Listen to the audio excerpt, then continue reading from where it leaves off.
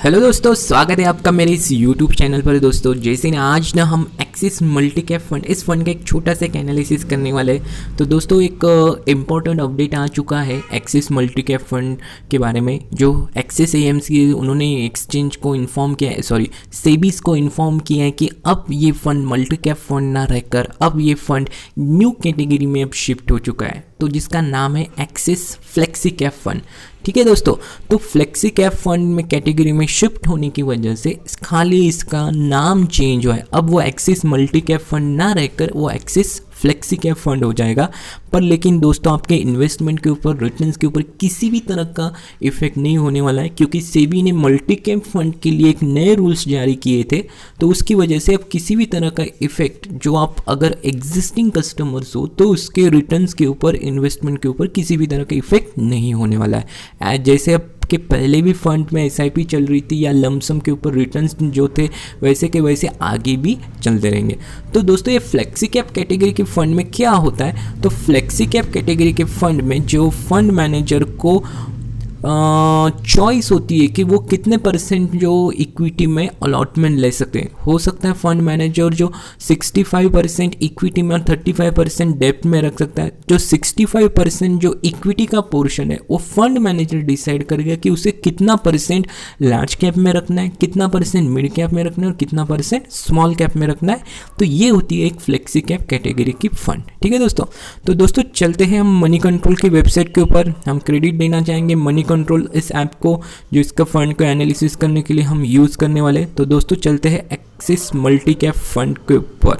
तो दोस्तों जैसे कि स्कीम डिटेल्स में आपको देखेंगे कि इसकी कैटेगरी मल्टी कैप फंड रहेगी। तो दोस्तों ये मल्टी कैप फंड ना रहकर अब ये फंड रहेगा फ्लेक्सी कैप फंड की कैटेगरी में। अभी क्या हो जाएगा, ये शिफ्ट हो जाएगा 30 जनवरी 2021 से। ठीक है दोस्तों, जैसे कि फंड मैनेजर इनके जो दिखाई दे रहे हैं, तो fund manager same fund manager इसी फंड के साथ जुड़े रहेंगे, जो श्रेयस देवलकर, जो इन्वेस्टर्स के लिए अच्छे से रिटर्न्स उन्होंने क्या किए, जनरेट किए। उसके बाद अगर उसका AUM अगर देखते हैं तो दोस्तों 7099.08 करोड़ रुपीज़ का AUM है।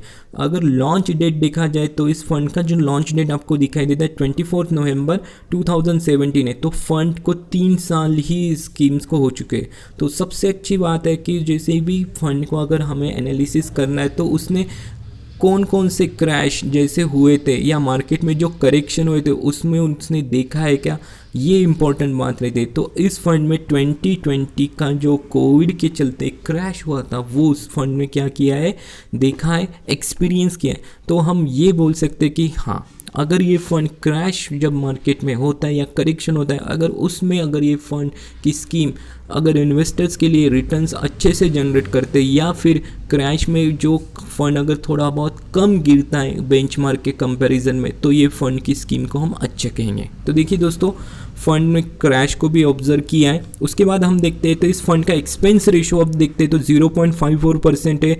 जो इसका कैटेगरी एवरेज है 1.05% हमें यहाँ पे दिखाई देता है। तो फंड का एक्सपेंस रेशो कम है क्योंकि AUM ज़्यादा है, और एक्सपेंस रेशो कम होने की वजह से इन्वेस्टर्स के लिए रिटर्न्स भी जनरेट अच्छे से करता है। तो बेंचमार्क अगर देखते हैं तो निफ्टी 500 का इसका एक बेंचमार्क है। रिस्क अगर देखा जाए तो मॉडरेटली हाई है।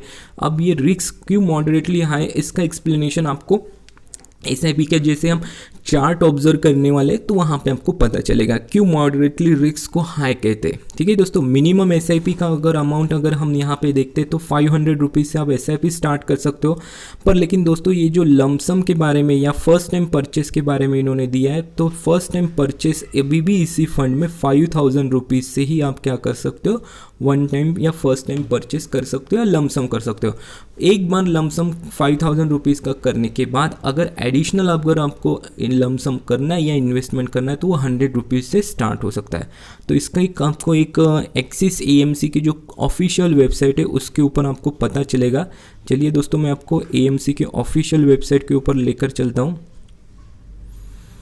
तो देखिए दोस्तों, यहाँ पे axismutualfund.com इन जो वेबसाइट आपको दिखाई दे रही है, इसके ऊपर क्लियरली स्कीम्स के डिटेल्स आपको दिखाई देते हैं। ठीक है दोस्तों, लमसम 5000 रुपीज़, एडिशनल इन्वेस्टमेंट अगर करना चाहते हो तो 100 रुपीज़, और SIP अगर आप करना चाहते हो तो 500 रुपीज़ की SIP है। ठीक है दोस्तों, तो उसके बाद हम चलते हैं नेक्स्ट पार्ट जो होता है हमारे स्कीम का, यहाँ पे आपको दिखाई देगा कि टाइप ये इस फंड का जो टाइप है वो ओपन एंडेड स्कीम है। तो ओपन एंडेड स्कीम में आप कभी भी इन्वेस्ट कर सकते हो, पर लेकिन अगर इस फंड में से अगर आपको पैसे को विड्रॉल करना है या सेल करना है यूनिट्स को, तो उसके कुछ रूल्स होते हैं। वो उस रूल्स को आपको क्या करना पड़ता है, फॉलो करना पड़ता है। तो अगर 1 साल के पहले अगर उस पैसे अगर विड्रॉल करना चाहते हो तो उसके ऊपर आपको 1% का एग्जिट लोड लगता है। अगर मान लो 1000 रुपीज़ अगर आप विड्रॉल करना चाहते हो तो 1000 का 1%, तो लगभग 10 रुपीज़ का एग्जिट लोड आपके ऊपर लगेगा। ठीक है दोस्तों, 1 साल के पहले। अगर 1 साल के बाद अगर आप इस स्कीम्स के अगर बाहर निकलना चाहते हो तो उसके ऊपर का एग्जिट लोड, किसी भी तरह का एग्जिट लोड नहीं लगेगा। ठीक है दोस्तों, उसके बाद टैक्स के बारे में उन्होंने कहा है, अगर 1 साल के बाद अगर इस फंड की स्कीम को अगर आप सेल करते हो तो उसके ऊपर long term capital gain tax लगेगा। तो अगर आपको गेन होता है तो ही इस टैक्स क्या रहेगा, एप्लीकेबल रहेगा। ठीक है, तो गेन कहाँ है, तो LTCG अगर 1 साल के बाद इस स्कीम्स को सेल करते हो तो ही लगने वाला है। ठीक है दोस्तों, ये तो रहे स्कीम के डिटेल। उसके बाद हम चलने वाले पोर्टफोलियो, हम देखेंगे कि पोर्टफोलियो में कौन कौन से स्टॉक को।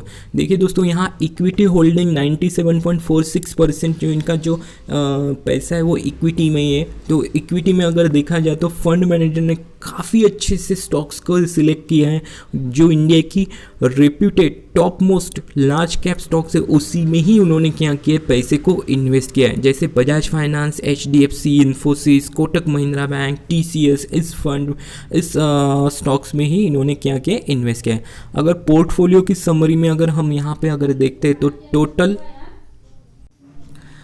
तो इस फंड मैनेजर में टोटल 37 स्टॉक्स है जहाँ पे उन्होंने क्या किया है, पैसे को निवेश किया है। तो ये रहे टॉप की नंबर ऑफ स्टॉक्स आपको यहाँ पे डिटेल में दिखाई देंगे।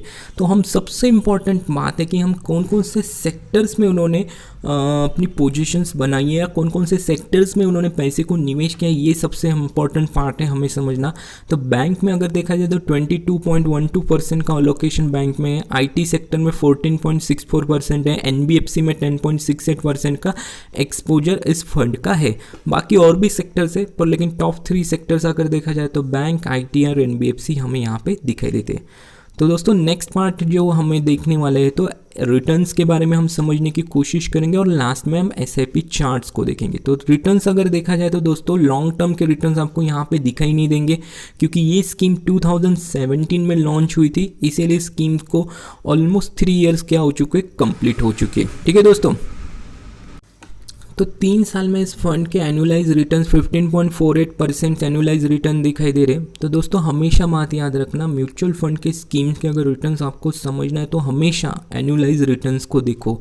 एब्सोल्यूट रिटर्न्स आपको मिसलीड कर सकते हैं, तो इसीलिए एब्सोल्यूट रिटर्न्स और एनुअलाइज रिटर्न्स का अगर डिफरेंस अगर आपको समझना है तो आपको नीचे डिस्क्रिप्शन में लिंक मिल जाएंगी कि एब्सोल्यूट रिटर्न्स और एनुअलाइज रिटर्न्स में क्या डिफरेंस होता है। ठीक है दोस्तों, तो उसके बाद हम SIP के रिटर्न्स को हम देखेंगे। तो SIP के रिटर्न्स भी आपको 3 साल के मिलेंगे, लॉन्ग टर्म्स के लिए तो यहाँ पे अवेलेबल नहीं है।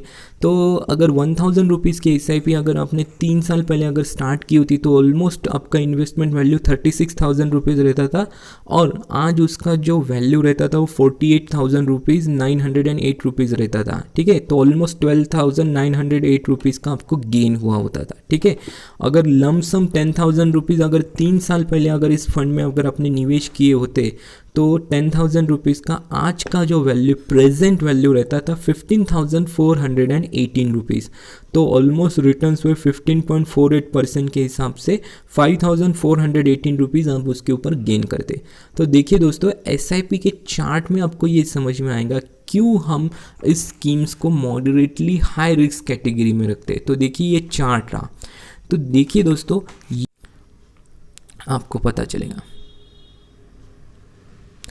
तो देखिए दोस्तों, आपको यहाँ पे एक्सप्लेन करते हैं कि कोविड के क्रैश जैसे हुआ था, तो कोविड के क्रैश में देखिए दोस्तों बेंचमार्क जो निफ्टी 500 को ये फंड फॉलो करता है, तो बेंचमार्क में लगभग को स्टॉक मार्केट 40% करेक्शन हुआ था। उतना ही करेक्शन या उससे थोड़ा कम करेक्शन इस फंड की स्कीम्स में हुआ था, क्योंकि देखिए ये जो लाइन आपको दिखाई दे रही ब्लू कलर की लाइन, तो ये फंड जो था कम गिरा था, बेंचमार्क था वो ज़्यादा गिरा था। इसीलिए इस फंड के ऊपर जो फंड मैनेजर को क्रेडिट जाता है, जो उन्होंने स्टॉक्स को चयन किया है वो काफ़ी अच्छे से स्टॉक का उन्होंने क्या किया है, चयन किया है, सिलेक्ट किया है। तो अगर देखा जाए तो बेंचमार्क ज़्यादा गिरा था और जो स्कीम थी उसमें जो गिरावट थी वो थोड़ी कम थी, पर लेकिन गिरावट थी, इसीलिए इस स्कीम को मॉडरेटली हाई रिस्क की कैटेगरी में रखा गया।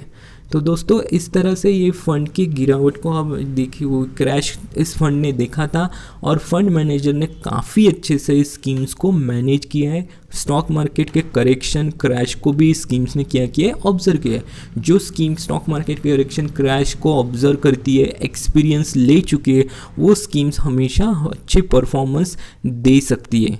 आगे चलकर देगी ऐसा नहीं कह रहा हूँ, पर लेकिन देती है ऑलमोस्ट। ठीक है दोस्तों।